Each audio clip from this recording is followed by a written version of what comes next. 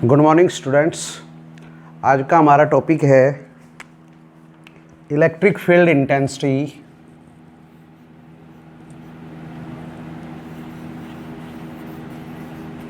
Electric field intensity हम पहले भी देख चुके हैं इलेक्ट्रिक फील्ड इंटेंसिटी, लेकिन आज किस वजह है वो देखना। Electric field intensity due to thin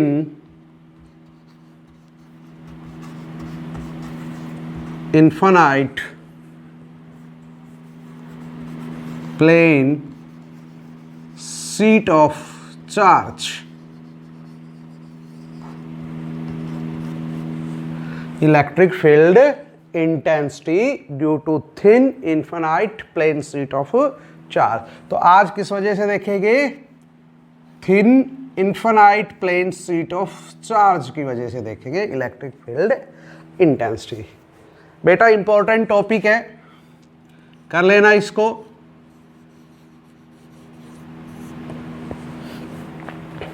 और आसान टॉपिक भी है। तो बेटा आप कंसीडर कर ले thin infinite plane sheet of charge, आप यही कंसीडर कर ले। Thin infinite plane sheet of charge consider कर ले। तो बेटा मैं ये कंसीडर कर लेता हूं। देखो मैंने ये कंसीडर कर ली। ये एक थिन इनफाइनाइट प्लेन शीट है, तो मुझे कंसीडर करना thin infinite plane sheet of charge.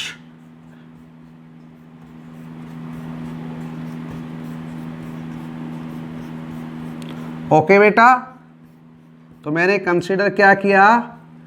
Thin infinite plane sheet of charge जिसकी surface charge density, surface charge density sigma है। तो आपने कंसीडर कर लिया thin infinite plane sheet of charge जिसकी सरफेस चार्ज डेंसिटी सिग्मा है, और कोई पॉइंट P है यहां पे,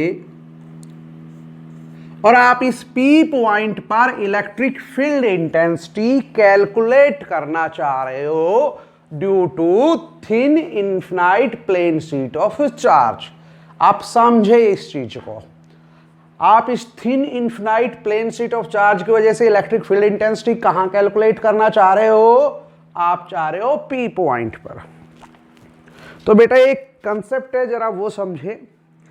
कंसेप्ट ये है कि इलेक्ट्रिक फील्ड इंटेंसिटी इस thin infinite plane sheet of charge की वजह से, इस thin infinite plane sheet of charge की वजह से इलेक्ट्रिक फील्ड इंटेंसिटी आउटवर्ड होगी बेटा। बेटा इसके नॉर्मल होगी, इसके नॉर्मल आउटवर्ड होगी। ओके, कितनी होगी वो इससे डिस्टेंस पर डिपेंड करता है। क्लियर? इससे पॉइंट की डिस्टेंस पर निर्भर करता है कि वो कितनी होगी, बट होगी आउटवर्ड नॉर्मल। तो हम क्या करते हैं बेटा, देखो हम कंसीडर कर लेते हैं एक सिलेंडर। ये कंसीडर कर लिया बेटा, एक सिलेंडर कंसीडर कर लेते हैं।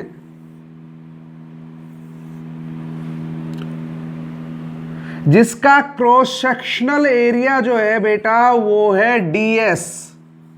कितना है क्रॉस सेक्शनल एरिया? ds। ये जो एरिया है ds, जिसकी लेंथ 2l है, और वो सिलेंडर आधा इधर है और आधा इधर, सीट के ऐसे पार। जैसे ये सीट है तो हमने सिलेंडर को ऐसे कंसीडर किया है, जिसका क्रॉस सेक्शनल एरिया कितना है? ये ds, और जिसकी टोटल लेंथ कितनी है? 2l। l उधर और l इधर, इस तरीके से।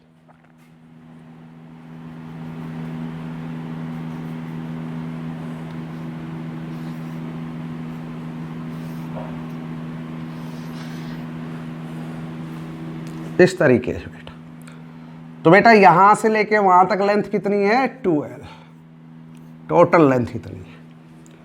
तो आपको समझ में आया बेटा मैंने क्या कंसीडर किया? मैंने एक सिलेंडर कंसीडर किया है जिसकी लेंथ 12 है, क्रॉस सेक्शनल एरिया ds है, और जो infinite plane sheet of charge के बीच में से पार है, आधा उधर है और आधा उधर है, यानी L लेंथ उधर है और L लेंथ इधर है। अब बेटा एक चीज तो हमने पहले ही देख लिया था कि देखिए इस क्रॉस सेक्शनल एरिया पे देखूंगा तो इलेक्ट्रिक फील्ड इंटेंसिटी कैसी होगी, वो तो आपने पहले ही देख लिया था बेटा, वो तो कंसेप्ट में ही मैंने बता दिया क्या होगी, आउटवर्ड नॉर्मल। तो यहां से ऐसे होगी बेटा आपकी इलेक्ट्रिक फील्ड इंटेंसिटी, और बेटा इस पॉइंट पे भी कैसे होगी, ऐसे इधर आउटवर्ड नॉर्मल। और बेटा यहां कितनी होगी, यहां भी इलेक्ट्रिक फील्ड इंटेंसिटी जो कहीं पर भी देखेंगे आप ऐसे ही रहेगी। अब बेटा मैं ये जो एजेस है, दो एजेस होगी, इसका भी एरिया कितना होगा, क्रॉस सेक्शनल एरिया कितना होगा ये ds, और इसका भी कितना है ds। तो ये जो दो एजेस होगी, जो क्रॉस सेक्शनल एरिया ये और ये जो दो एजेस है सिलेंडर की, इनके थ्रू मैं फ्लक्स देखना चाह रहा हूं। क्लियर बेटा? इलेक्ट्रिक फ्लक्स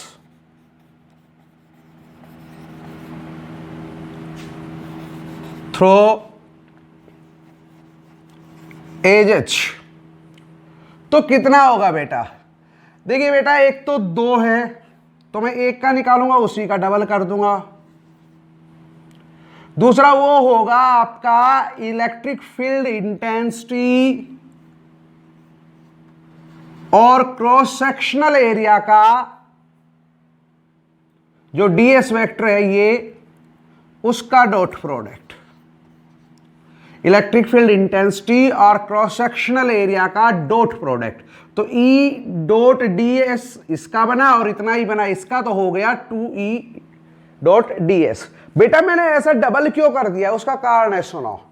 ये जो क्रॉस सेक्शनल एरिया है ना ds, इसका आउटवर्ड नॉर्मल किधर आएगा बेटा, इधर देखो। ये जो क्रॉस सेक्शनल एरिया, इसका आउटवर्ड नॉर्मल किधर आएगा बेटा, इधर देखो। तो सेम कंडीशन है यहां पर भी, इलेक्ट्रिक फील्ड इंटेंसिटी और ds वेक्टर, क्योंकि ds वेक्टर की डायरेक्शन है ये, इलेक्ट्रिक फील्ड इंटेंसिटी और ds वेक्टर की सेम डायरेक्शन में यहां पर भी, और यहां पर भी क्या है, ये सेम डायरेक्शन में है। तो फिर मैं एक का निकालूंगा उसी का डबल कर दूंगा, तो ये बनेगा बेटा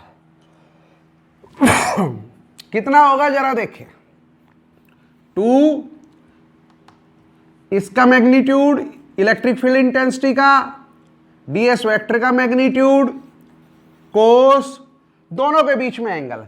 तो देखो ds वेक्टर के बीच, ds वेक्टर का तो डायरेक्शन ये है बेटा, यूनिट वेक्टर एन से जो दिखाई है, और इलेक्ट्रिक फील्ड इंटेंसिटी ये सेम डायरेक्शन में, इधर भी उधर भी। तो एंगल कितना होगा बेटा इनके बीच में, 0। कितना होगा बेटा, 0। अब कोस 0 की वैल्यू आप लोगों को पहले ही बता दी गई थी, कितनी होगी बेटा, 1। तो फिर कितना आएगा ये आएगा 2E ds। लेकिन सिलेंडर में 3 सरफेस होती है, एक ये क्रॉस सेक्शनल एरिया, एक ये क्रॉस सेक्शनल एरिया, और एक कर्व्ड सरफेस जो हमें ये दिख रही, देखिए ये क्रॉस सेक्शनल एरिया, इधर का क्रॉस सेक्शनल एरिया, लेकिन ये बीच का भी तो होता है ना कर्व्ड सरफेस। तो बुक में जब आप जाएंगे तो कर्व्ड सरफेस का उसने वैसे ही लिख दिया, निकाला नहीं, वैसे ही लिखा है, बट हम निकालेंगे। देखिए कैसे, आप कर्व्ड सरफेस के किसी भी पॉइंट के ऊपर, ये पॉइंट ले ले, किसी भी पॉइंट के ऊपर आप क्या करेंगे, किसी पॉइंट के भी अराउंड आप क्या करेंगे, एक एरिया एलिमेंट ds कंसीडर कर ले, और उस ds का आउटवर्ड नॉर्मल किधर होगा, ये। तो एरिया एलिमेंट जो ds कंसीडर किया था उसका आउटवर्ड नॉर्मल ये बनेगा, यानी ds वेक्टर की जो डायरेक्शन है वो ये बनेगी।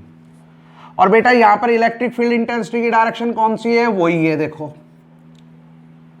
तो यहां ds वेक्टर की डायरेक्शन जो कि ये है, और इलेक्ट्रिक फील्ड इंटेंसिटी की डायरेक्शन ये है, तो दोनों के बीच में एंगल कितना है आपको दिख रहा है, कितना है, 90 डिग्री। तो फिर निकाल देते हैं बेटा, देखिए electric flux through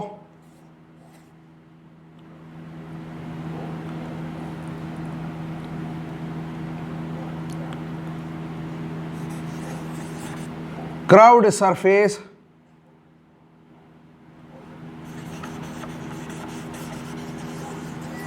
of cylinder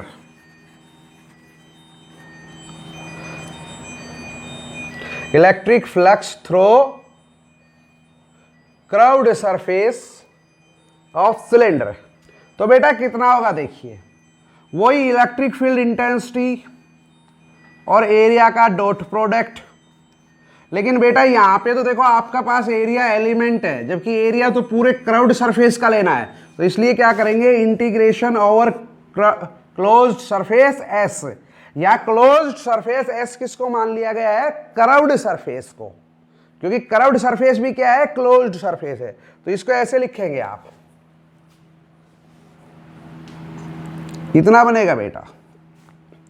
अब इसको खोल के लिखेंगे तो देखो क्या आएगा, integration over close surface S, E vector का मैग्नीट्यूड, डीएस वेक्टर का मैग्नीट्यूड कोस, और ई वेक्टर और डीएस वेक्टर के बीच का एंगल वो आपने पहले ही देख लिया बेटा। देखो डीएस वेक्टर की डायरेक्शन ये है और इलेक्ट्रिक फील्ड इंटेंसिटी की डायरेक्शन यहाँ पे ये है, यानी 90 डिग्री का एंगल है इनके बीच में। तो फिर कोस 90 कितना होगा, कोस 90 डिग्री कितना होगा, 0। तो ये बेटा कितना आएगा, 0। अब तीनों सरफेस का हमने निकाल लिया, तो आप देखेंगे total electric flux through cylinder. अब सिलेंडर का ही निकाल देते हैं पूरे का, total electric flux through entire cylinder, और वो कितना बनेगा बेटा, उसको लिखते हैं हम फाई ई। कितना बनेगा, देखिए इसका तो निकाल लिया था, वो तो बन रहा था 2e ds, और कर्व्ड सरफेस का आ रहा था 0, तो टोटल कितना हो जाएगा, 2e ds। अगर हम अब गोजेस लॉ लगाए या गोजेस थ्योरम लगाए, अब समझे, टोटल इलेक्ट्रिक फ्लक्स आ गया ना, through a closed surface total electric flux इतना ही बन रहा है ना बेटा। तो अब आप गोजेस थ्योरम लगा सकते हैं, यूजिंग गोजेस थ्योरम। तो गोजेस थ्योरम क्या कहती है, टोटल इलेक्ट्रिक फ्लक्स जो है वो किसके बराबर होगा बेटा, वो होगा 1/ε0 of total charge enclosed in a closed surface. बेटा टोटल चार्ज देखना पड़ेगा कि इस सरफेस पे कितना चार्ज है, क्योंकि इस thin infinite plane sheet of charge का केवल मात्र ये जो हिस्सा है यही आपके इस सिलेंड्रिकल सरफेस के अंदर है। तो इस हिस्से पे कितना चार्ज है वो देखना पड़ेगा। तो बेटा इसका एरिया ds है, इसका एरिया ds है, तो इसका भी एरिया कितना होगा, ds। क्लियर। तो हम देखेंगे ds एरिया पे कितना होगा। चलो एक पल के लिए मान लेते हैं वो q है, तो फिर q/ε0। अब q कितना होगा बेटा ये देखना पड़ेगा हमको। क्लियर, q कितना होगा, ठीक है, टोटल चार्ज इनसाइड सिलेंडर वो देखते हैं। Total charge inside cylinder. तो बेटा टोटल चार्ज कितना माना था, Q, ये देख रहे हैं हम। तो कितना होगा, बहुत सिंपल बेटा, इसका area into surface charge density. तो एरिया कितना है इसका, ds, और सरफेस चार्ज डेंसिटी कितनी है, सिग्मा। तो सिग्मा ds। तो अब हमारे पास सारी चीजें आगे रख देते हैं। देखिए फाई की वैल्यू कितनी है, 2e ds, Q कितना है, सिग्मा ds अपॉन ε0। तो बेटा फिर E कितना हो जाएगा, देखें E हो जाएगा sigma ds upon 2ds ε0, 2ds ε0। तो देखिए बेटा क्या होगा, ds से ds कट जाएगा, सिग्मा अपॉन 2 एप्सिलॉन नॉट, यानी बेटा यहां electric field intensity I sigma upon 2 epsilon not.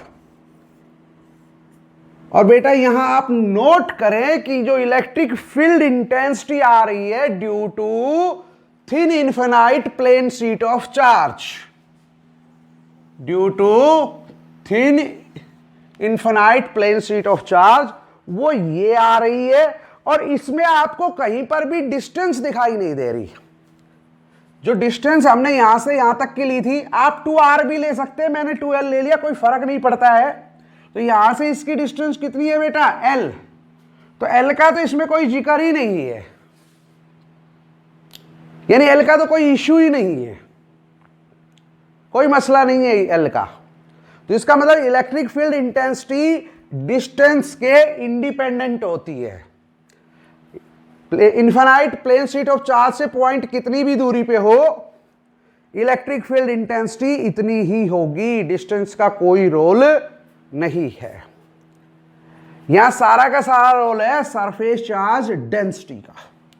तो अब सुनिए बेटा, अगर आपकी surface charge density greater than zero हो, ग्रेटर देन जीरो मतलब पॉजिटिव हो, तो सरफेस चार्ज डेंसिटी अगर पॉजिटिव है, तो बेटा अगर सरफेस चार्ज डेंसिटी पॉजिटिव है तो इलेक्ट्रिक फील्ड इंटेंसिटी क्या आएगी, ये भी फिर पॉजिटिव ही बनेगी, फार्मूला दिख रहा है सामने।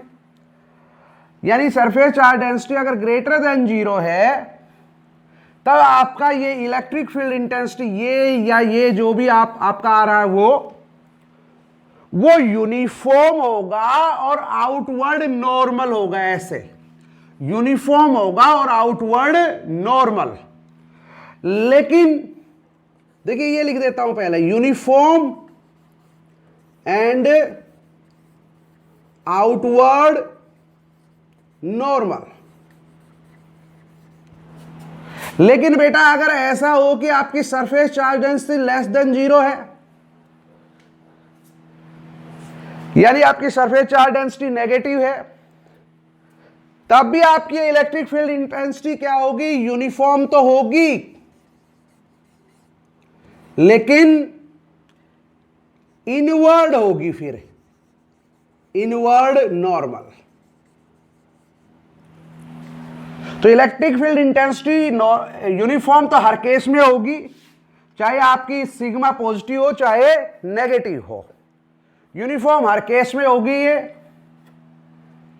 हाँ, अगर सरफेस चार्ज डेंसिटी आपकी पॉजिटिव है तो ये आउटवर्ड नॉर्मल, और नेगेटिव है तो ये इनवर्ड नॉर्मल। बेटा कर लेना, इस फार्मूले की हमें अगले आर्टिकल में भी जरूरत